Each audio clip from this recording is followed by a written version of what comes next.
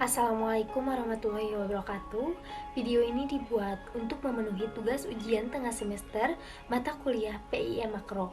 Perkenalkan, nama saya Dinda Irma Nurianti dari kelas manajemen E dengan NIM 21020100167, Fakultas Ekonomi dan Bisnis, Prodi Manajemen.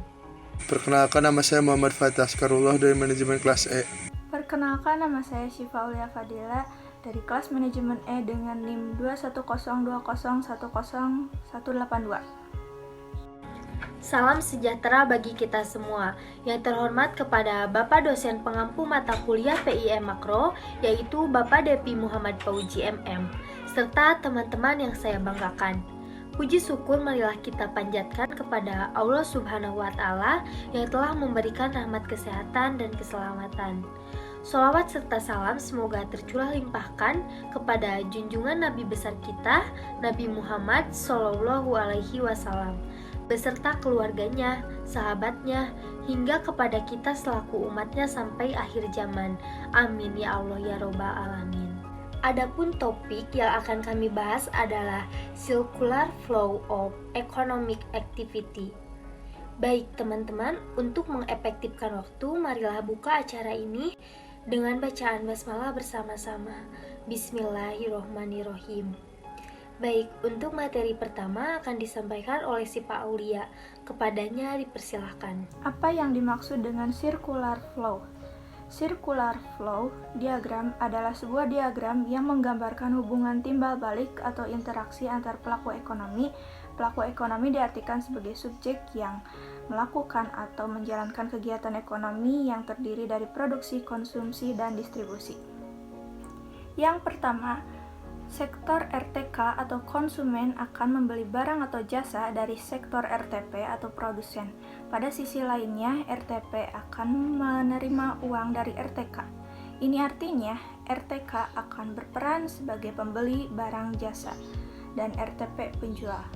Pada arus ini, RTP menetapkan harga produknya berdasarkan biaya dari tenaga kerja serta kemampuan yang dimilikinya. Sementara harga yang muncul di pasar barang ditentukan oleh pertemuan antara permintaan RTK dan penawaran RTP. Transaksi barang dan jasa terjadi di pasar barang, produk market. Baik, terima kasih kepada si Pak Aulia yang telah memaparkan materinya. Untuk materi selanjutnya akan disampaikan oleh Patih. Kepadanya dipersilahkan. Dalam usaha barang dan jasa, RTK akan membutuhkan yang namanya pemasukan. Pendapat ini dapat diperoleh dari penjualan faktor produksi yang dimiliki. Sektor RTK menawarkan sektor produksi kepada sektor RTP. Sebagai gantinya, RTP akan memberikan uang.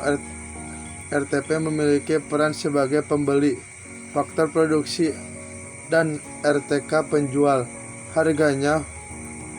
Harga yang muncul akan ditentukan oleh pertemuan penawaran RTK dan permintaan RTP.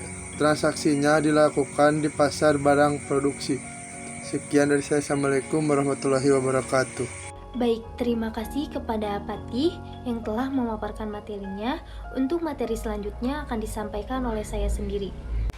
Nah, yang ketiga, RTG atau pemerintah mendapatkan penghasilan dari pajak dan menggunakannya untuk membeli barang dan jasa dari pasar faktor produksi, pasar barang, dan RTP. Barang dan jasa ini nantinya akan dipakai sebagai bentuk pelayanan kepada masyarakat. Pada akhirnya, circular flow diagram adalah diagram yang bisa kita gunakan untuk memahami atau melihat proses dari suatu kegiatan ekonomi. Nah, selanjutnya ada manfaat dari circular flow.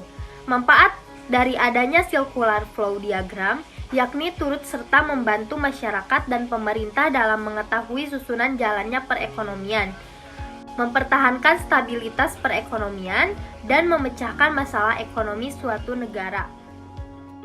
Nah baik, mungkin itu saja yang bisa kami sampaikan. Semoga bermanfaat. Mohon maaf bila ada kesalahan. Wassalamualaikum warahmatullahi wabarakatuh.